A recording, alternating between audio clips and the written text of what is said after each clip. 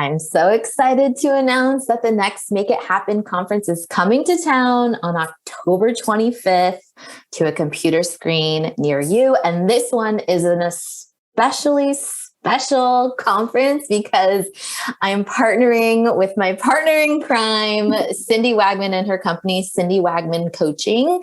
I can't wait to do this with you. I'm so excited, mostly because your virtual conferences are fire. Like the energy, the people, like it just feels so alive and generous and informative. And like, I mean, one day you have to do this in person. I actually yesterday, I met someone in real life who I met online through your conference, and like the community that you're building of nonprofit consultants for this conference, Make It Happen, which for those of you who haven't attended in the past, it is so, so good. And Jess just creates an amazing experience. And I think the people who show up are just so incredibly caring of each other in this community. And this, you have a theme for this one. I do. I know. Tell me about it. Yeah. So this was born out of one of our monthly meetup calls where over the summer, people were feeling that summer drag and really, really concerned about how to generate leads. And this conference draws nonprofit coaches and consultants that do everything from one-to-many services and group programs to just one-on-one consulting projects. And everyone across the board was like, how do I get new leads? How do I find new people to work with? And so I decided, let's go deep on this one topic. So this conference on, again, October 25th is going to be all about lead generation. Cindy, you want to preview us to what you're going to be sharing about? Well, I mean, lead gen. It was something.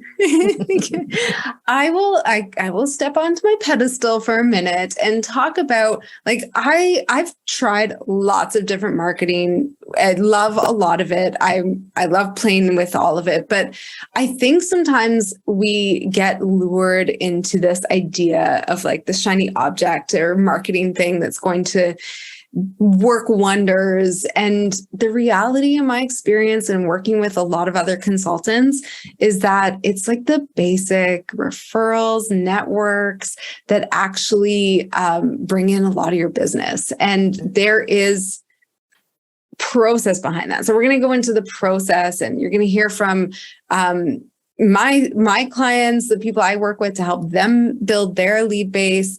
But you're also going to get all the other new best ideas. I mean, Jess, I know one of the things for you is Pinterest. You've been like killing it there. So you're going to hear all the different ways that you can generate leads and really build your business so that's thriving. Definitely. So the speaker lineup is fire. It's diverse. It is a lot of amazing women presenters. I can't wait for you to see them. Tickets go on sale October 4th, and you can get more information about the October 25th Make It Happen conference at themakeithappenconference.com. See you there. We will see you there.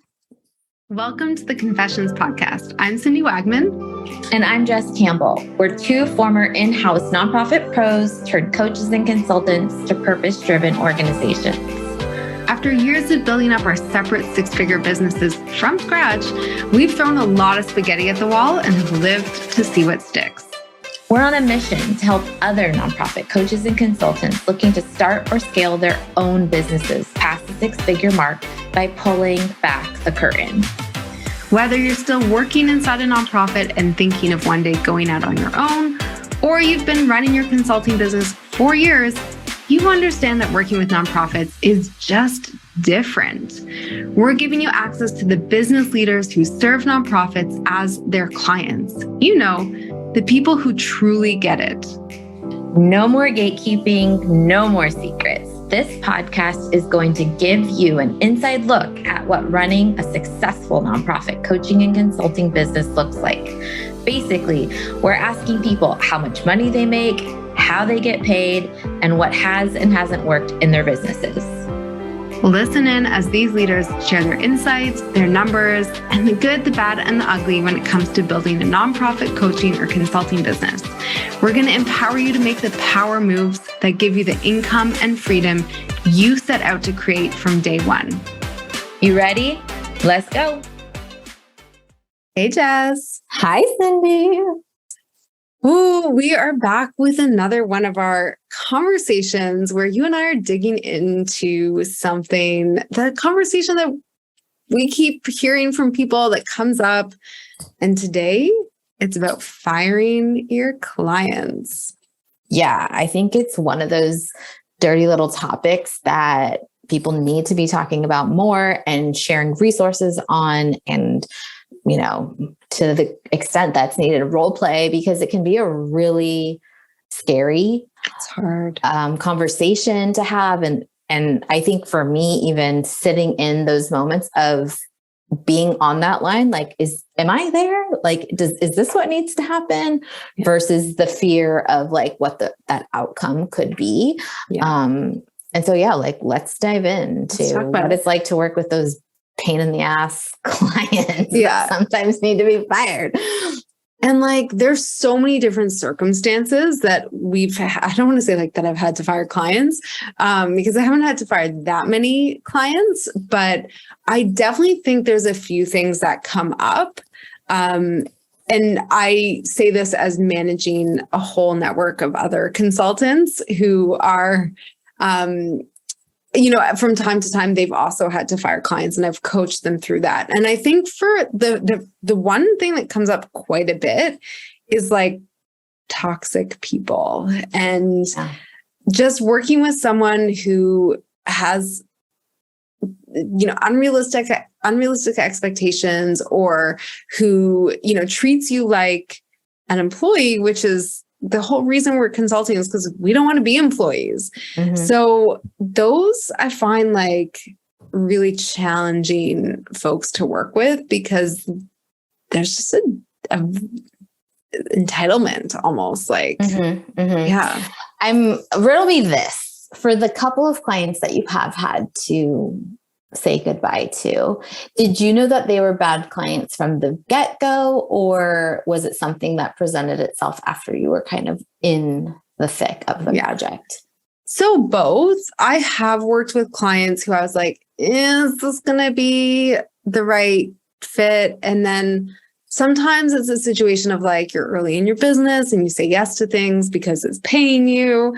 And then sometimes I feel bad because I'm like, no one else is going to work with this person. And, I don't mind, or like, things like that. So sometimes I do know, and sometimes I don't. And I've also had clients where we've seen them actually like go from being a great client to getting really burnt out and becoming really toxic to work with. So that's another situation.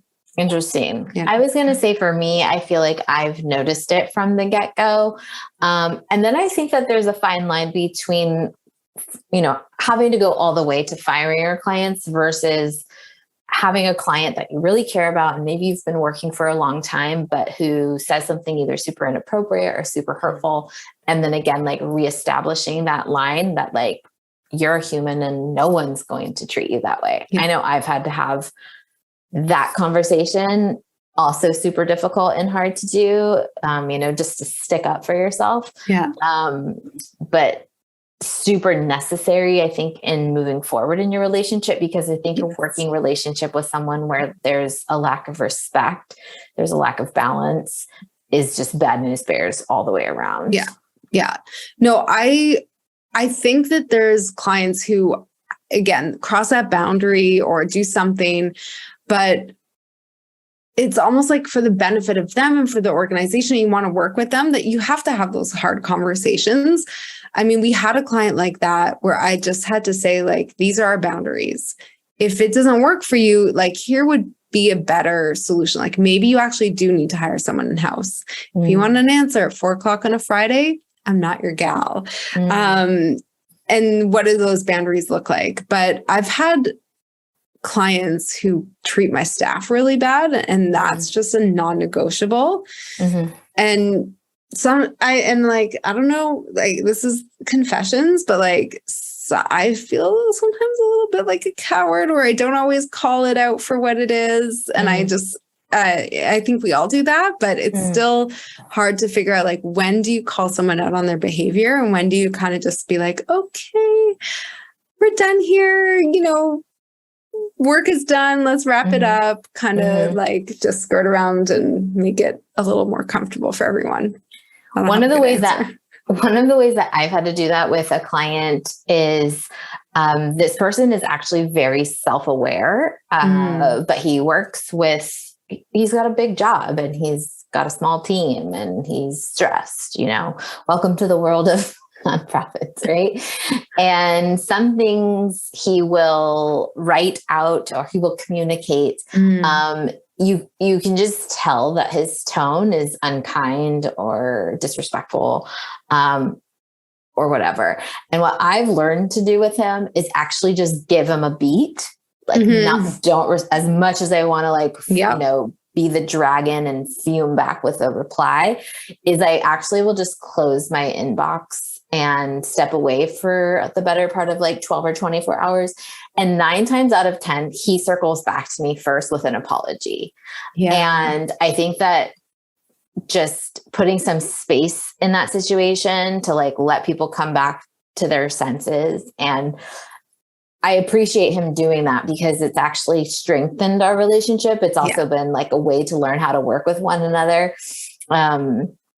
And if and when that happens again, I know to do that in the future because I really enjoy working with this client, but I am not going to put up with that kind of behavior. And I think like in that situation, it sounds like he really trusts you and you're almost like a safe space for him to get out of line a little bit.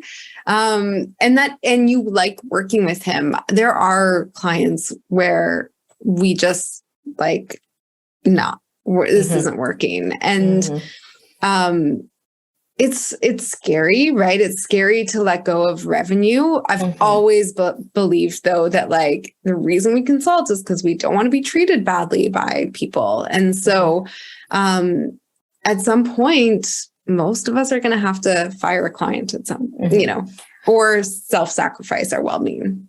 So for the people listening in, I'm thinking they're probably listening to this and thinking like, okay, but like how? Like I have a terrible client right now. What would be the steps I take to actually stepping into the big shoes and having these difficult conversations? What would you say is like step number 1? How would you coach someone? So I'm going through this right now with clients. So the first thing is, you don't always need to, like, sometimes it's just a fit. And sometimes it's just like, okay, this isn't what I want to be doing. And so let's just kind of move on. And for those conversations, like, I don't love surprising people with news like this. I feel like it's not good. Like I try to think, how do I frame this as almost not a win for them, like, but if they're not like doing active harm, it's just not a fit, then I'll try frame it as like, okay, here's what we've accomplished together. Looking forward, I don't think you need this kind of support, or I think what you'd need instead. So really framing it as like, what's best for them and their organization. And that's not always us. And, again, that has to be true. I don't want to like lie to them, but usually that is the truth. That is the truth. And like the way they work, the way we work, maybe not totally aligned. And so what have we accomplished? And then how do we look forward? And again, I try do that as sort of like a check-in meeting, like make it clear that the reason you're meeting is to sort of think about the bigger picture and what that working relationship looks like. You don't want to like sneak it into the end of a conversation, like your weekly check-in or like, oh, the blah, blah, blah, blah. Oh, and by the way, I think we should talk about not working together anymore. Right. And so, so prepare them for that conversation. Have the conversation and frame it in like, how do we do what's in the best interest of the organization and you achieving your goals? And then what's the plan? How do we make that transition? And we usually come with a couple of ideas, but also willingness to listen and be flexible. I personally, like, we work with small organizations, so I always try err on the side of like being generous, being accommodating, not leaving them high and dry. And so what might that look like? How about you? I was just going to say, I think that anytime you have to deliver difficult feedback or have a difficult conversation, using that sandwich method of communication is always so helpful, where you really lead with something super positive. You maybe say something that's a challenge, and then you follow it up quick with another positive, so that again, the person isn't feeling like attacked. I loved what you just said about how you frame the conversation so that you put it on yourself or your consultancy or your team in a way that makes them, I love what you said about not leaving them out to dry, because so many people, that becomes a different stress. And now you're the consultant that is now leaving them empty handed. And you're just like, that's, the worst place for a small nonprofit, especially to be in. Yeah. And I have had to work. So part of our team has had to fire clients with a little bit of hard truth in there. And we've always talked about this as, when you do the hard truth, it's an act of service. So there's been a couple instances where either, like, one instance, the organization was just really, the finance person was not managing it well. There was a lack of financial controls, really big red flags. And, the consultant in our group was kind of like, I just kind of want to walk away. Like, this isn't working. And we talked about, well, yes, walk away. They should not be spending money on fundraising consultants when they don't have their financial house in order.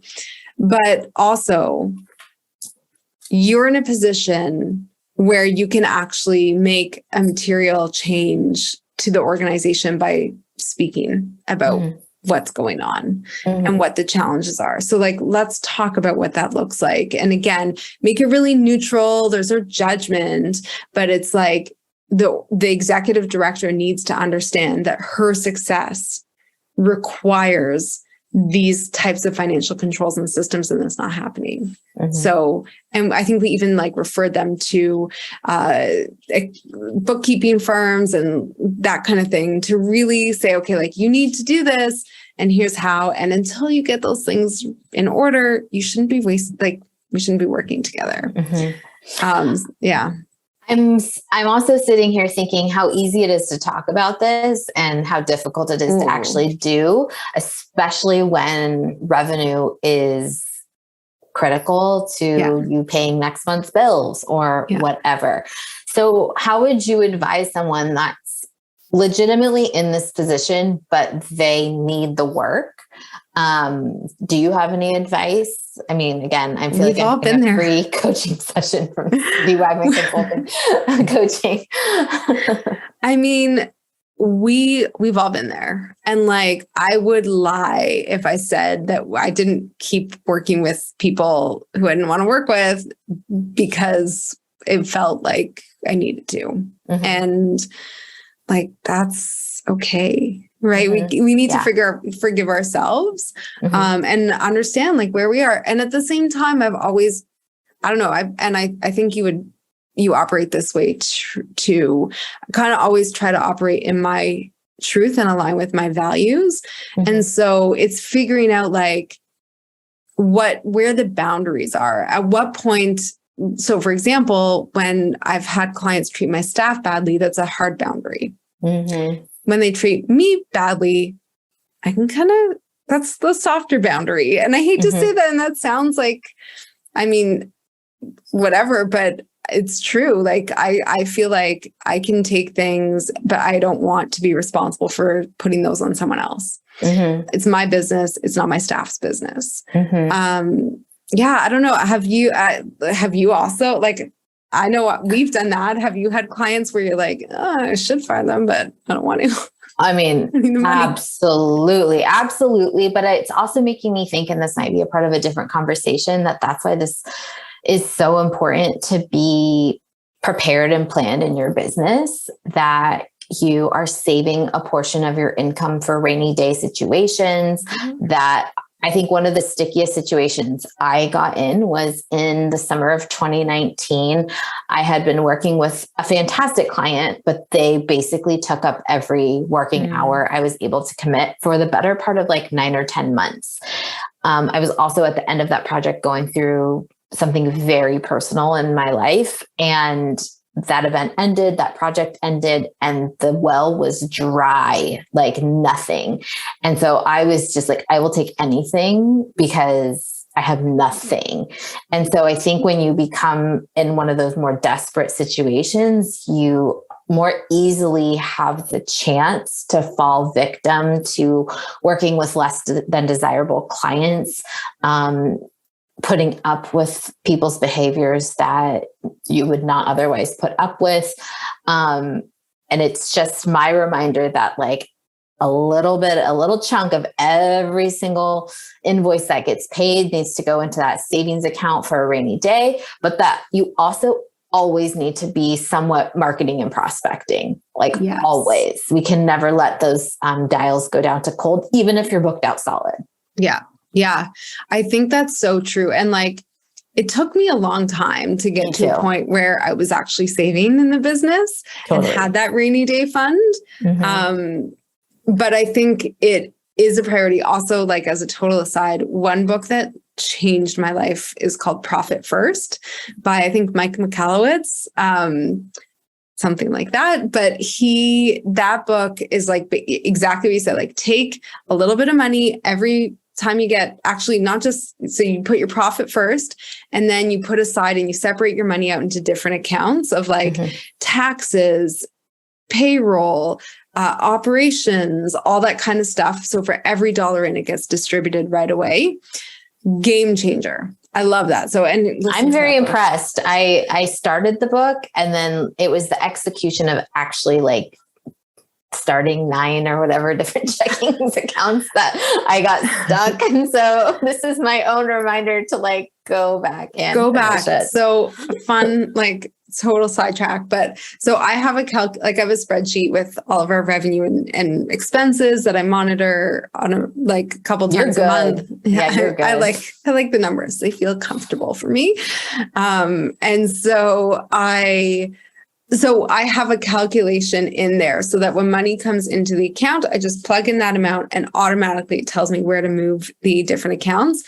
But also I have a fabulous bookkeeper. It was the first thing I outsourced, and I've been working with her ever since. She also is a specialist in sort of the Profit First model. And that's helpful. So helpful. So helpful. I don't have to, I don't worry about the number. Like she just sends me the reports. It's all done. It's so good. Every month she's like, these are the expenses. I don't know how to categorize them, and everything else is done. Dreamy. It's so good. But bottom line is, it takes a little bit of setup, but once you're in it, it's actually really straightforward. And I have my trusty little spreadsheet. I've used the same spreadsheet for a few years now, and it does all the calculations for me. Anyways, that was a total tangent. Well, it's just making me think that you'll never find yourself in that situation, right? Where if you are in a position where you either want or need to fire a client, you're not making your decision based on financial fear. Yeah. And that's really, really, really important for folks. And I'm thinking, okay, that sounds great in theory, but again, I need money now. And so I think for the folks listening in, if you're currently working with a client that is just sucking your energy dry, maybe you can't say and have these hard conversations tomorrow, but can you have it in the next 30 days, 60 days? And, maybe that means you have to work an extra hour in your day for the next 4 weeks, or you have to pull some time on Saturdays so that you can get that next client to replace that revenue. But I think it's about giving yourself permission to not continue to work with clients that you don't want to work with. Yeah. I'd love for you to talk about putting up boundaries with difficult clients. So maybe you're not in a position to fire them, but you need to find a better way to work with them. Like they're taking all your time, or they're not respecting the way you work, or they're asking for too much. Mm-hmm. I know I've had that. I'm sure you have too. How would you recommend people deal with that? So again, in my business, this has taken years to perfect. And it's for my fellow fundraisers listening in, it's kind of how I would advise people who are considering bringing on new board members. The more upfront and transparent and honest you can be from the beginning, not in the middle, not 3/4 of the way through, but from the very get-go, the better. So for example, I tend to do a lot of like kickoff calls, and there's onboarding documents, and I have very clear sets of communication channels, hours of operation. I am someone in my business, like I like working. And so it's not uncommon for me to work on a Saturday or Sunday or work late into the evening. But I'm also someone that doesn't like to work on Fridays and things like that. So I say that caveat because I am someone that will give out my cell phone number because, as Cindy knows, I'm not the greatest always on responding to email. I might have read it, but I haven't always responded. And so it's like, if you need a quick answer, here's my text message. But if like you're texting me on a Saturday, like don't expect me to be replying to you. And so again, I think it's just about really setting those up at the beginning. And so it's clear. Do you have any questions? What hours do you prefer to work? I also try and be considerate. So I have a system with my mother-in-law where she takes Liv on Friday afternoons, and then Brad, my husband, goes and picks her up. So I sometimes on Fridays won't work all day, but I'll get online at like 5 and work till 9. It's my favorite day of the week. I get to sit in my clean house after my house cleaners have come. It's amazing. But I am not trying to put a bunch of emails in people's inboxes on a Friday evening for someone who lives in Pacific Standard Time. And so I schedule those out to go out Monday morning, and I try and be respectful that way too. So I think you reap what you sow. So if you are going to be sending out emails on Saturday in people's inboxes, you can't get mad when people reply to them. Yeah. And you train your clients. Like to that point, if every time they send you an email, no matter how big or small, you respond right away, guess what? They're going to expect a response. We've had clients, lovely, lovely clients, but they're emailing all the freaking time. And so we created a system to say, okay, here's a document, or I will like I get your emails. What I'm going to do is add everything I get. I'm not going to respond unless it's urgent, but I'm going to add it to our weekly agenda. So you know I've seen it. We will talk about it there. But if it needs a response, I'll make sure it gets an urgent response. So I find like sometimes clients just like, especially executive directors, they just need to like get things off their plate. They're like, oh my God, that's taking up space in my mind. I just need to email about it. And so we create those boundaries so that I don't feel like I'm constantly emailing you, but that you feel like you can offload it. So there's definitely, and I love your Friday evening email blitz. But yeah, there's I love it Monday mornings. When I'm blowing up your inbox. But boom. Whoa, Jess has really had some coffee. So I think it's like, and actually like, this is kind of like the pre-firing your client phase, which I do think a lot of clients are salvageable. In terms of it doesn't have to get to a point where you fire them if you learn how to put up boundaries and say no to things. So I have heard from a lot of consultants where they're like, I really want to do value-based pricing or project-based pricing, but then they keep adding to the scope. They keep asking me to do other things. And I'm like, well, that's a you problem. And that sounds really harsh, but that's because you don't have the boundaries. And so I would rather see you put up the boundaries and say, okay, that's out of scope. Let's look at what that project would be. Or maybe I'm not the right person. I can help you find someone who can do that.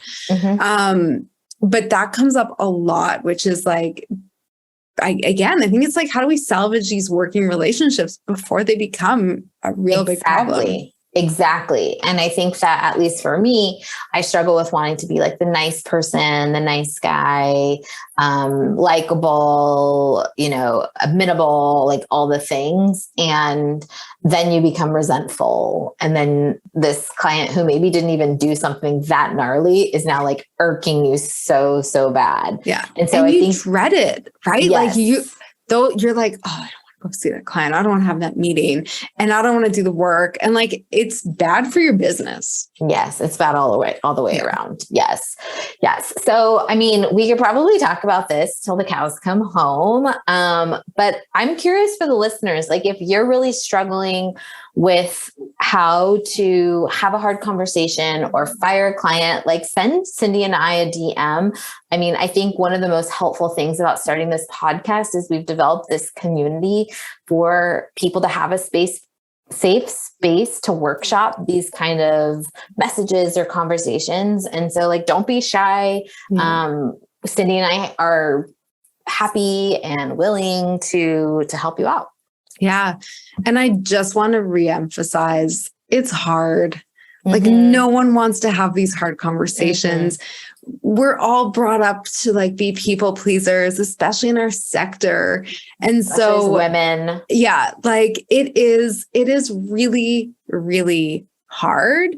And we talked about some strategies, but even if you have all the strategies, it also takes a lot of courage. So yeah, we're here to support you.